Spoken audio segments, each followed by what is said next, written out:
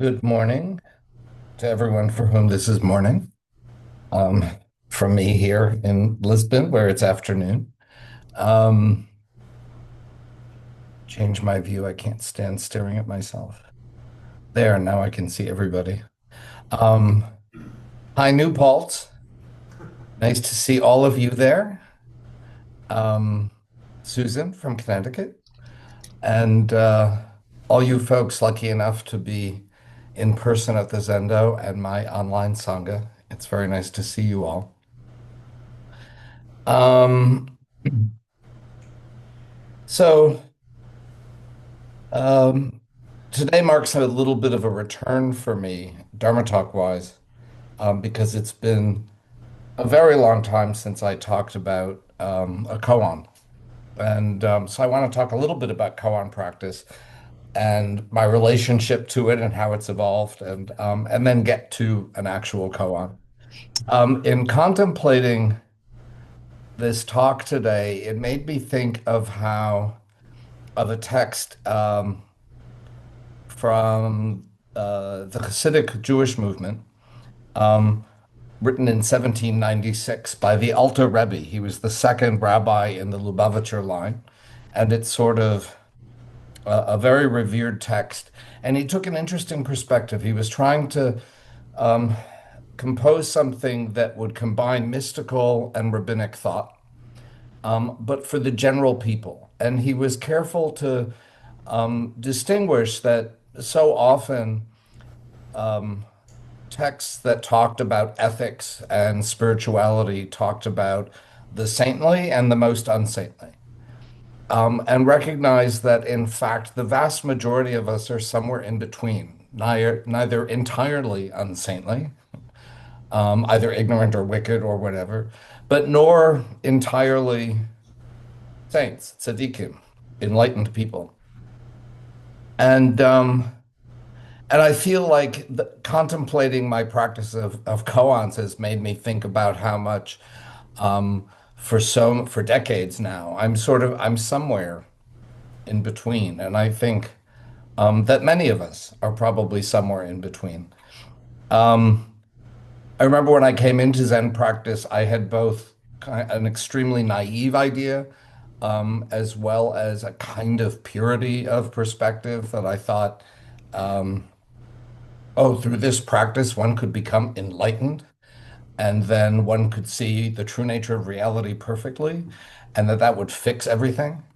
Um, I used to, when I was trained as Jikido at the very beginning in Washington Plates in the Zendo, I remember being extraordinarily persnickety about when to ring the bell because I thought 1 second too long, and I'm not following the rules, but 1 second too less.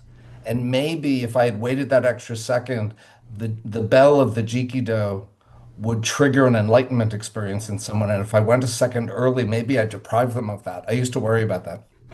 Um, and Unsurprisingly, my views have changed as time has gone by. In Zen practice, we generally have three modes that we approaches to meditation that we take. And one is what we're usually taught at the beginning, which is to count our breaths or follow our breaths. And then there's shikantaza, just sitting, what's often referred to as open presence awareness, where you're noticing sensations coming in, sensations arising within you, and not attaching, not avoiding them, just letting them flow. And that was the one I dreaded most. I really never wanted to be assigned shikantaza. For years, I was following the breath as fellow Zen students, Dharma sisters and brothers who came in around the same time were being assigned to koan practice. And I thought that Enkyo Roshi just thought I wasn't a very good Zen student because they were on koans, but I was just following my breath. And then one day I was on a flight trying to do zazen on the flight and following my breath and came to this realization that this was a perfect practice for me. And if I could be following my breath with full attention for the last breath I let go of, then wow. that's it. What more do I want? And I was so pleased with that. And I came home prepared to tell Enkiroshi that. And the first time I was in Dokusan with her, um, she said, "You know, I've been thinking it's time for you to do koan practice." And then I was on koan practice for a few years, but went away on sabbatical and for what turned out to be a year and a half. And this was around 2000.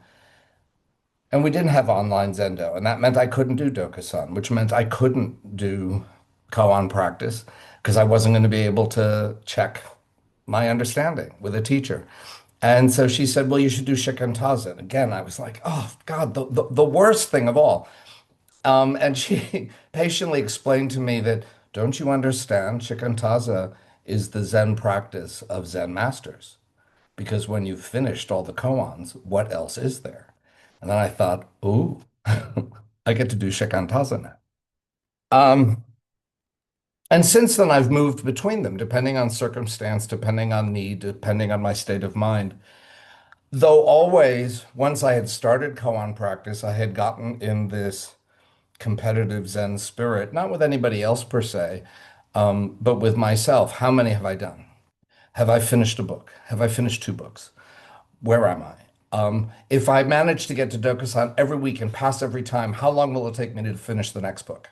I could be finished by, 1995. I could be finished by 2012. I could, and I never went that regularly, obviously. And then finally, around 3 years ago, 4 years ago, um, when I started writing my book in particular, but also because work responsibilities had amped up, um, but mostly focusing on writing a book, that became my koan. And we often talk about some aspect of your life becoming your koan, and that certainly does happen. But this took over, not so much like it was a koan that solving it was going to lead me somewhere, but more like it occupied my mind and my state of being continually. I woke up, I was thinking about the book. I was taking a shower, I was thinking about the book. Worst, I was riding on my bicycle and I was thinking about the book. Not a good idea. And finally, after a while like this, I had to face that I just didn't have room in my head to do koan work. And I spoke to Enki Roshi and Shinryu Roshi and said, I think maybe koan practice isn't for me, at least not now. And we talked about it, and they said, okay, shikantaza. And not every Zen community studies koans. Many don't at all. Though it's very important in our lineage, not all of the Zen students and not all of the people in our Sangha who have obtained Dharma transmission have done koan practice. It's not necessary. Though I went with Roshi once, and Roshi, to give a talk to a general um, crowd about Zen practice. And what she said was the difference between students who did koan practice and shikantaza is that people who studied koan tended to be able to talk about it in greater detail. Though also, we're supposed to be doing this beyond words, right? So is that really a plus? And I thought, oh, that's interesting that the practice has helped me, to some extent come to understand how to give a Dharma talk. But then I stopped doing koan practice, and people who follow my talks have said to me, "Gee, you don't talk about koans anymore." They noticed. And I felt a little bad. I felt a little bit less than, which is also kind of ridiculous, but that's my own ego stuff. Um, but then I retired and then I moved, and I thought, oh, maybe it's time to come back to it. And so this past winter session, in and around figuring out how to cope with along with everybody with our possible COVID outbreak at Session, I re-entered the koan stream. I was extremely nervous about it, and when I spoke to Shinryu Roshi about it, I insisted that I would only do it with him. And this relates to having been a medical student. You can't whatever you think it might be like to be put on the spot to answer a question and see whether you get it right or wrong. You have no idea how awful it is when you've gone through medical school and it's just amped up to an insane degree. Sagan and I talked about this at the New Year's party after session, that we both like to go in and not pass a koan is absolutely terrifying. But you have to be ready to not pass over and over and over again. That's partly the method. And so it shouldn't be something to be avoided. It should be something you're almost eager for, you know? It's a good puzzle. Make it harder. But that's not how I respond to it. So I went to Shinri Roshi and I said, I don't feel humiliated in front of you. And so I picked up where I left off.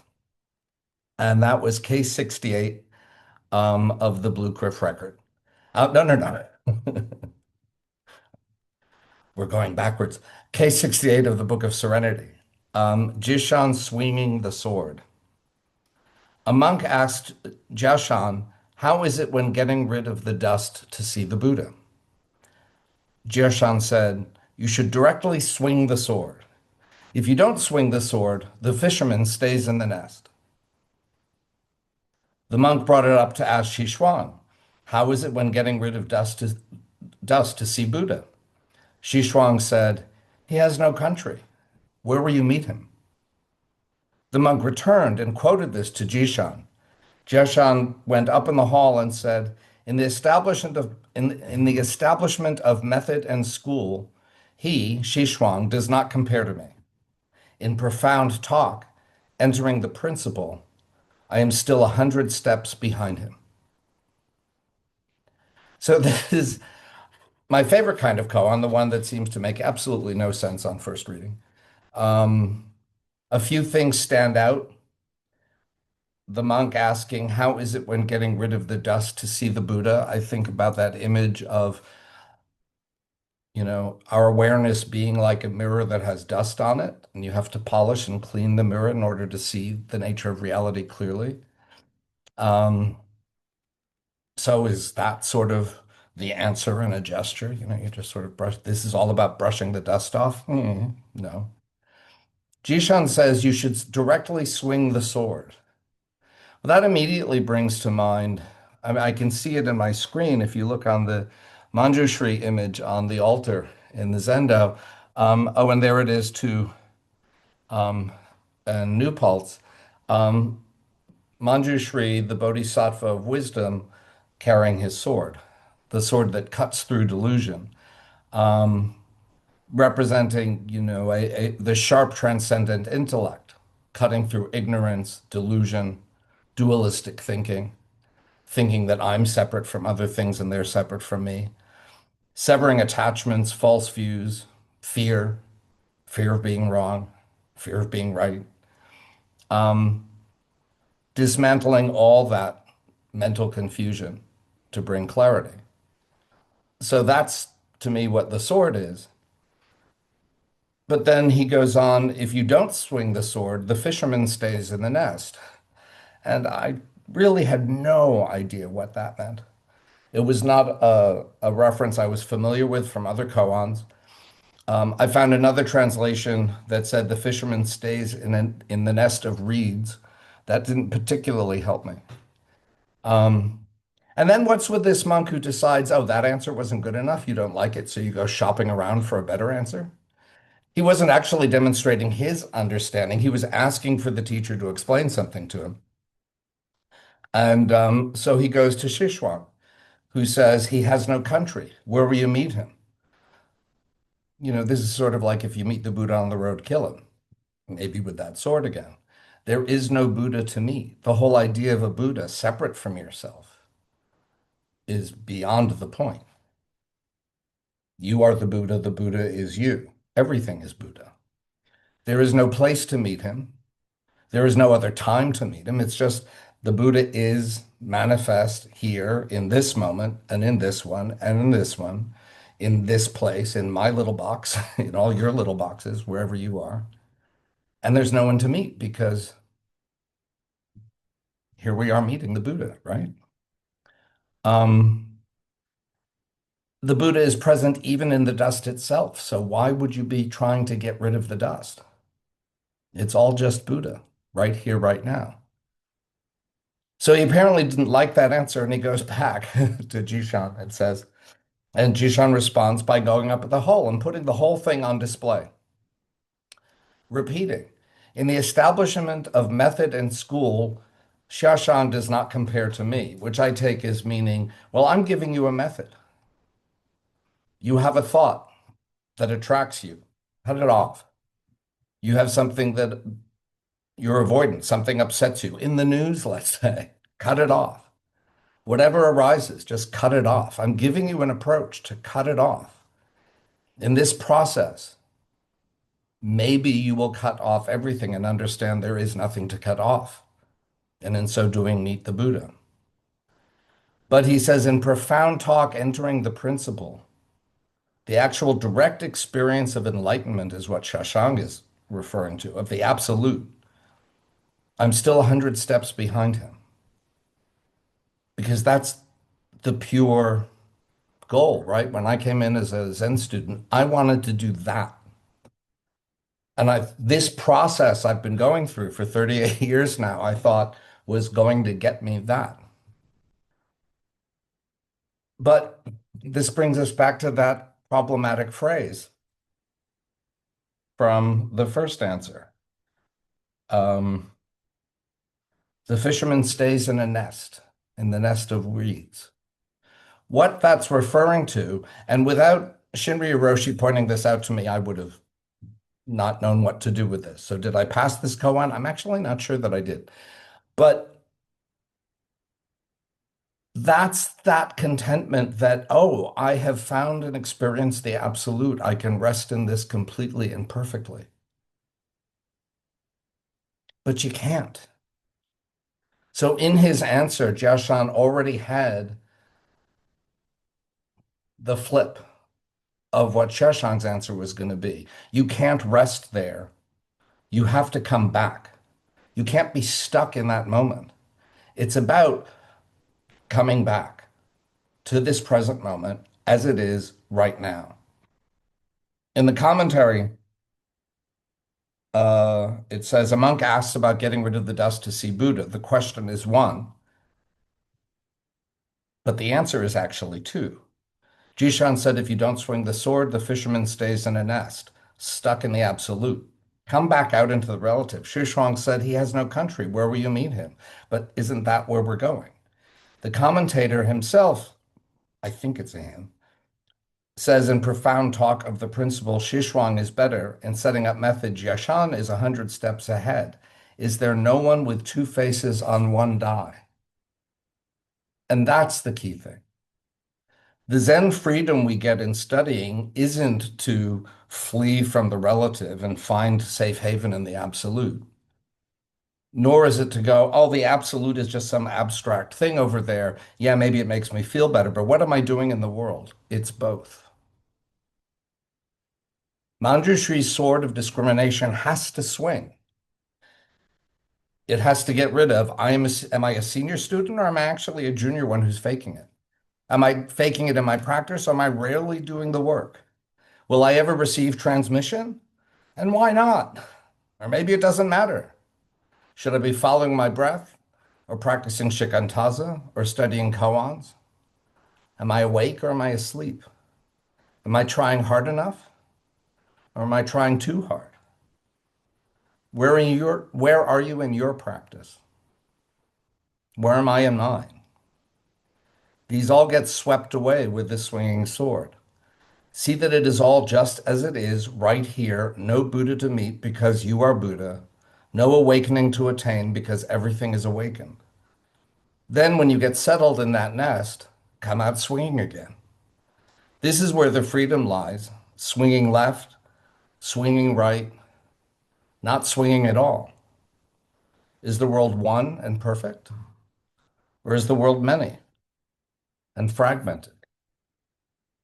The answer to both is yes. Do I see it? Do you? Do I live it? Do you?